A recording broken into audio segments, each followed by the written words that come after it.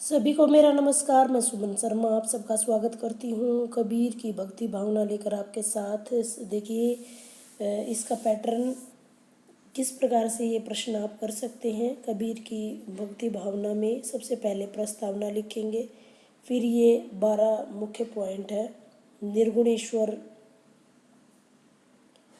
निर्गुणेश्वर की उपासना, एकेश्वरवाद में विश्वास, नाम स्मरण पे बल, कबीर की अलौकिक प्राणानुभूति, कबीर का अद्वैतवाद, कबीर की वात्सल्य भावना, इसके अलावा कबीर का कांत भाव, माधुर्य भाव भक्ति, कबीर का दास्य भाव भक्ति और वैराग्य भावना, परपति भावना और आचरण की शुद्धता। लास्ट में हम निष्कर्ष लिखेंगे। ये हमारे प्रश्न का ड्राफ्ट है। 2-3 बार इसको रिपीट करके या इसका स्क्रीनशॉट ले सकते हैं आप लोग। अब ये आगे इसको देखिए, कबीर की भक्ति भावना। सबसे पहले हम बात करेंगे प्रस्तावना की। कबीरदास भक्ति काल के निर्गुण काव्यधारा की, भक्ति काल के हिंदी साहित्य में भक्ति काल के और निर्गुण काव्यधारा के प्रमुख कवियों में से एक है। उन्होंने राम के निर्गुण निराकार रूप को स्वीकार किया है। निर्गुण की उपासना का संदेश वे देते हैं और उनकी राम भावना ब्रह्म भावना से सर्वथा मिलती है। कबीर पहले कवि भगत है, पहले वो भगत है, बाद में कवि हैं। उन्होंने जाति पाति, काम धाम, चमक धमक, दिखावा, पहनावा, अंधविश्वास, मूर्ति पूजा, अहिंसा, माया, छुआछूत इत्यादि का विद्रोह किया है। इन सब से दूर होकर भक्ति भावना में लीन होने के लिए कबीर जी कहते हैं कि कबीर की भक्ति भावना के निम्नलिखित बिंदुओं के माध्यम से हम उनको सीख सकते हैं। जैसे आपको पहले बता दिया गया है, निर्गुण ईश्वर की उपासना। कबीर जी की निर्गुण ईश्वर में विश्वास रखते थे। उनके जो ईश्वर हैं उनका कोई मुंह माथा नहीं है। वो दशरथ के राम नहीं है। वो सर्वव्यापी सर्वशक्तिमान निर्गुण ईश्वर की वो उपासना करते हैं। वो अजन्मा है, अनाम है, अद्वैत है, अनंत है और अगोचर है। निर्गुण ईश्वर की उपासना पर बल देते हुए कहते हैं, निर्गुण राम जपूरे भाई, अविगत की गति लखी न जाए। कि उनका वर्णन करना मुश्किल है। वो गूंगे, जिस प्रकार गूंगा शक्कर का स्वाद तो चख लेता है लेकिन उसको बता नहीं पाता है, उसी प्रकार निर्गुण ब्रह्मा के बारे में कबीर की विचारधारा है ये। अगला है एक ईश्वर पर उन्होंने विश्वास किया है। कबीर जी बहुदेववाद का विरोध करते हैं, अवतारवाद का विरोध करते हैं। उन्होंने एक ईश्वर का संदेश दिया है। उनके अनुसार ब्रह्म से ही ब्रह्मा विष्णु महेश बना है, शिव भी बना है।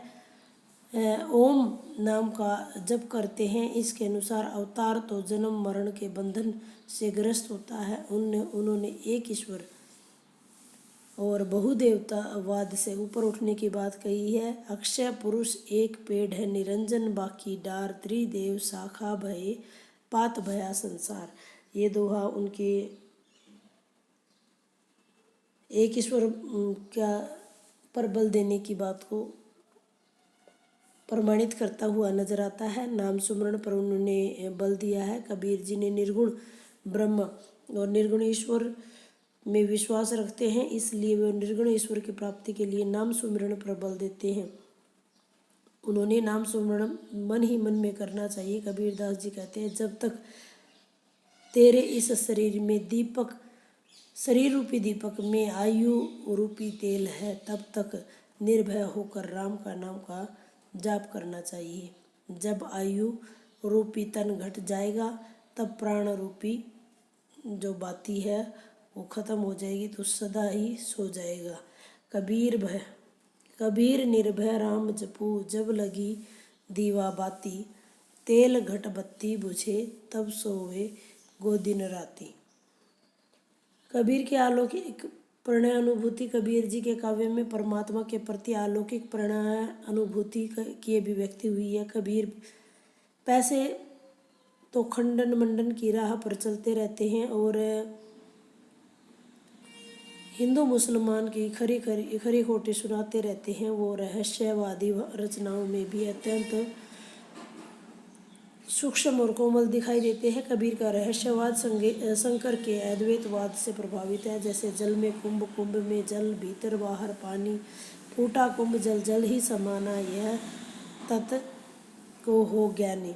कबीर का अद्वैतवाद ब्रह्म, जीव, जगत, माया इत्यादि शब्दों का निरूपण उन्होंने भारतीय अद्वैतवाद के अनुसार किया है।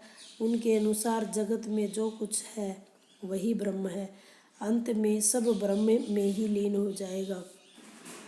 पानी ही तो भया हिम, हिम हो गया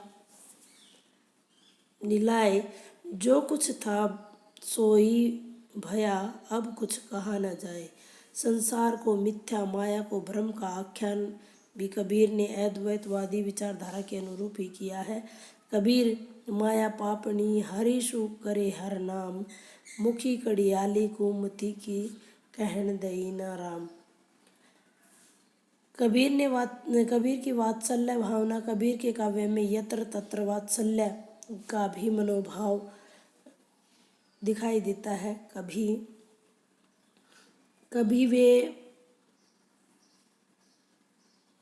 कभी स्वर को बालक और ईश्वर की जननी के रूप में मानते हैं। हरि जननी मैं बालक तेरा, काहे ना अवगुण बख्शाहू मेरा। इस प्रकार की उनकी वात्सल्य भावना है। कबीर का कांत भाव, उनकी कांता भावना का सुमरण करते हुए जननी के रूप में उन्होंने प्रस्तुत किया है। अपने पति ईश्वर को याद करते हुए वो अपने आप को ईश्वर की स्त्री मानते हैं। दुल्हन गाऊं मंगलाचार, हम घर आऊं राजा राम भरतार। कबीर की माधुर्य भक्ति की को उन्होंने प्रेम लाक्षणा भक्ति भी कह सकते हैं। भगत स्वयं जीवात्मा और भगवान परमात्मा है। दाम्पत्य प्रेम की अभिव्यक्ति के माध्यम से उन्होंने अपनी माधुर्य भावना को स्पष्ट किया है। जैसे ये दोहा इस पर यथार्थ सिद्ध होता है। अंखड़िया झाई पड़ी, पंथ निहारी निहारी, जी बढ़िया छाला पड़ा, राम पुकारी पुकारी। उनकी दास्य भावना की बात करें तो निर्गुण भगत कवि हैं, किंतु दास्य भावना की भक्ति दिखाई देती है। तुलसी की भक्ति जिस प्रकार दास्य भावना से की है, उसी प्रकार कबीर की भी भक्ति भावना दास्य भावना उसमें दिखाई देती है। वह प्रभु को स्वामी और स्वयं को दास और गुलाम कहते हैं। एक दोहा आपने सुना ही होगा, बहुत ही प्रसिद्ध दोहा है। मैं गुलाम मोही बेची गोसाई, मैं कुत्ता राम का मुतिया मेरा नाऊ, गले जेबड़ी राम की जित खिंचे तित जाऊं। लाली मेरे लाल की जित, लाली मेरे लाल की, ये दोहे जो हैं उनकी दास्य भावना को दर्शाते हैं। कबीर की वैराग्य भावना, कबीर के अनुसार वैराग्य का तात्पर्य संसार को छोड़कर जंगल में निवास करना नहीं है। संसार में रहते हुए मन में संतोष वृत्ति लाना, विषय भोगों के प्रति आसक्त न होना, आशा तृष्णा से मुक्त होना ही वैराग्य है। कभी संसार के रिश्ते नातों को क्षणभंगुर मानते हैं, वे सारे संबंध स्वार्थ में हैं और ऐसा कहकर कबीर वैराग्य जगाने का प्रयास करते हैं। कबीर की परपति भाव, परपति का अर्थ होता है शरणागति, आत्मनिवेदन। कबीर भगवान को सर्वशक्तिमान मानते हैं, उनकी शरण में जाकर अपनी रक्षा की प्रार्थना करते हैं। कबीर तेरी शरणें आया, साखी लेऊ भगवान। आचरण की शुद्धता पर बल देते हैं कबीर जी। आचरण की शुद्धता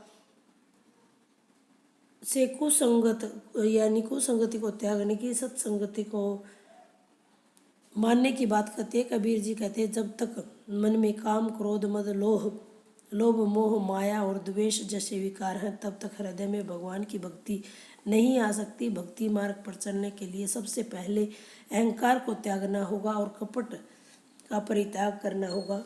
कबीर की भक्ति, निष्कर्ष के रूप में हम कहना चाहेंगे कि कबीर की भक्ति भावना में प्रेम का आकर्षण और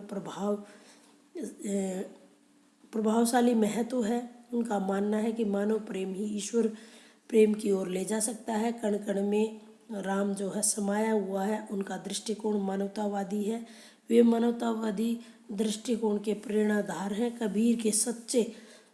कबीर जो है वो सच्चे भक्त हैं। कवि वो बाद में हैं। वे भक्ति की महिमा नहीं गाते हैं। भक्ति ही जीवन को सार्थकता प्रदान करती है, व्यर्थता से बचाती है। ऐसा व्यक्ति बार बार जन्म लेकर संसार में आता जाता रहता है।